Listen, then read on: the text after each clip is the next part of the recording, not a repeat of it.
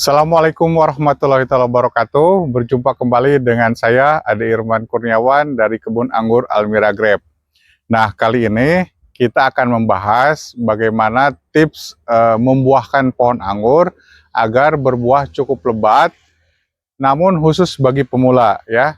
Nah, jadi bagi para senior, para master, para suhu, tolong di skip saja video ini ya. Karena ini hanya dikhususkan buat bagi para pemula.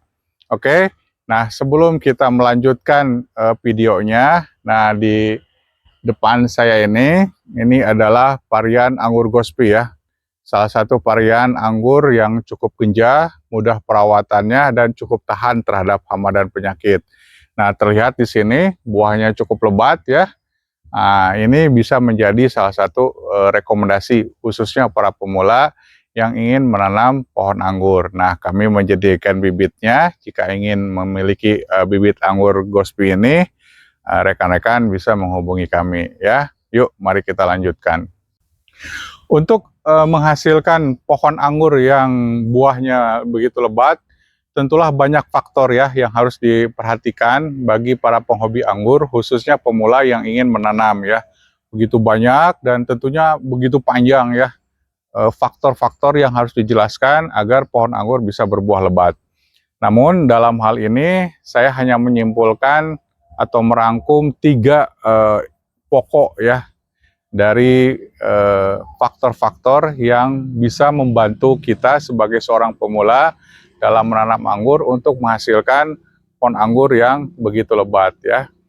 Nah, ini sudah saya rangkum dari pengalaman saya ya, berdasarkan pengalaman saya menanam pohon anggur sejak awal sampai sekarang. Nah, faktor utama ya, yang pertama yang harus diperhatikan oleh para pemula yang ingin menanam anggur dan ingin menghasilkan buah yang lebat adalah pemilihan varian ya. Jadi ini sangat krusial ya. Jadi sebelum kita ke hal yang lain, ke faktor yang lain yang harus dipenuhi, pemilihan varian memiliki peran nomor satu yang cukup penting. Kenapa?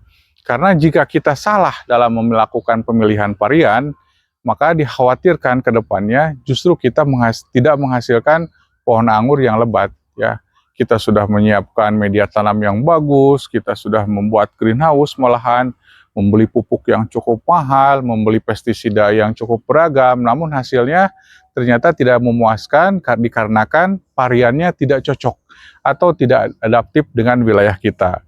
Perlu diingat ya bahwa anggur ini adalah pohon yang berasal dari negara subtropis ya, bukan dari negara tropis ya. Oleh karena itu, ada beberapa varian yang memang cocok juga ditanam di negara tropis dan subtropis, tetapi ada juga yang hanya cocok ditanam di negara subtropis aja. Nah, oleh karena itu, kita harus memilih varian yang betul-betul sudah adaptif ya, sudah lama ditanam di sini dan sudah banyak orang yang menanam ya dan berhasil. Nah, bagaimana caranya? Nah, rekan-rekan bisa melihat banyak sekarang channel-channel YouTube ya para pengangguran ya yang memberikan informasi mengenai varian yang dia tanam. Bagaimana buahnya, hasilnya, apakah lebat atau tidak. Kemudian selain itu bisa dilihat apakah banyak orang yang melakukan review terhadap varian tersebut atau tidak ya. Jika hanya ada beberapa gelintir pengangguran saja yang mereview, lupakan varian itu ya, karena kita memerlukan bukti dulu ya.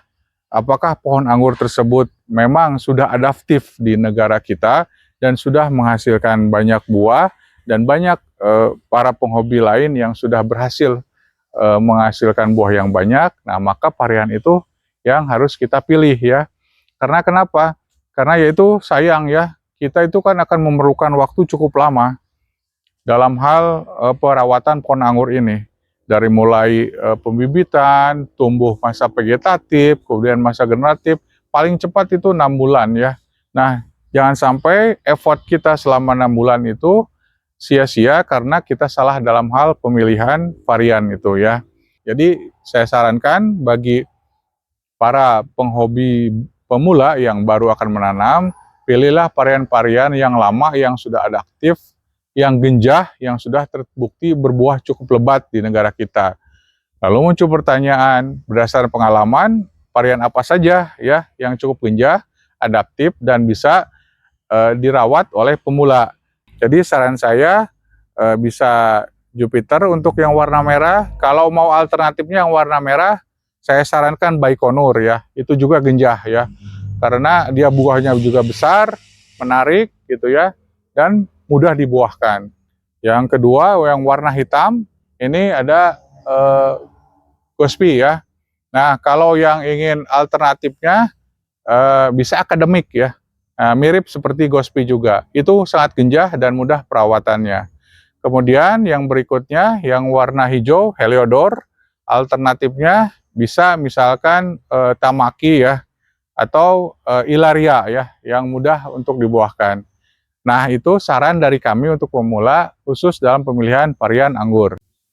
Faktor yang kedua yang perlu diperhatikan agar kita menghasilkan buah anggur yang cukup lebat adalah kita harus mengkondisikan lingkungan yang akan ditanami pohon anggur itu sesuai dengan keinginan pohon anggur ya. Nah, apa saja itu? Contoh ya, nomor satu, keperluan akan sinar matahari. Anggur itu sangat memerlukan sinar matahari yang cukup banyak ya. Kalau lebih bagusnya malahan dari pagi sampai sore itu pohon anggur harus terkena sinar matahari ya. Jadi tempatkan posisi pohon anggur itu berada di area yang terkena matahari dari pagi sampai sore ya. Tapi di lain sisi pohon anggur ini justru sangat rentan terhadap air hujan ya.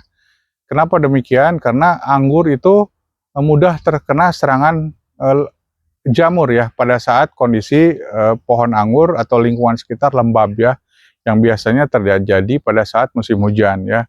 Jadi kelembaban yang tinggi di area tanam pohon anggur itu akan menyebabkan tumbuhnya jamur ya, sehingga akan merusak daripada pohon anggur itu sendiri ya. Nah, oleh karena itu, selain ditempatkan di tempat yang terkena matahari cukup banyak, ada baiknya penanaman pohon anggur juga dinaungi ya, agar pohon anggur itu terlindungi dari air hujan ya. Faktor yang terakhir, yang ketiga, yaitu kita harus siap dalam mengendalikan hama dan penyakit ya. Jadi mau tidak mau kita harus mengetahui atau menguasai pengendalian hama dan penyakit, karena ya sebagai tanaman ya tidak terlepas daripada serangan hama dan penyakit ya. Apa saja yang perlu diketahui atau dikuasai ya semuanya ya, mulai dari hama yang berada di tanah, di akar, misalkan jamur akar putih gitu ya, aneka patogen yang lainnya ya. Kemudian dari batangnya juga ada, misalkan penggerek batang gitu ya, kutu perisai ya. Kemudian hama di daun misalkan ada kutu putih, trips ya, dan yang paling berbahaya itu adalah jamur ya, karena akan merusak buah anggur itu sendiri. Jadi jangan sampai ketika kita sudah menanam bibit anggur dengan baik, memelihara dengan baik, tiba-tiba terserang hama dan penyakit yang kita tidak tahu bagaimana cara pengendaliannya. Nah, oleh karena itu, kuasai ya, ini juga merupakan faktor yang penting, kuasai bagaimana cara mengendalikan hama dan penyakit, sehingga pohon anggur yang kita rawat tumbuh subur, tumbuh mulus, dan bisa menghasilkan buah yang cukup lebat. Nah, itu dia tips dari saya ya, khususnya buat para pemula yang ingin menghasilkan pohon anggur dengan buah yang begitu lebat ya. Jadi sekali lagi, pemilihan varian yang pertama penting dilakukan ya, jangan sampai salah pilih varian. Yang kedua, menciptakan kondisi lingkungan area tumbuh sesuai dengan harapan atau keinginan pohon anggur itu sendiri. Dan yang ketiga, kuasai pengendalian hama dan penyakit. Nah, semoga tips dari saya ini bermanfaat buat rekan-rekan, khususnya pemula yang ingin menanam pohon anggur ya. Sampai jumpa di video berikutnya. Wabillahi taufiq wal hidayah. Wassalamualaikum warahmatullahi wabarakatuh.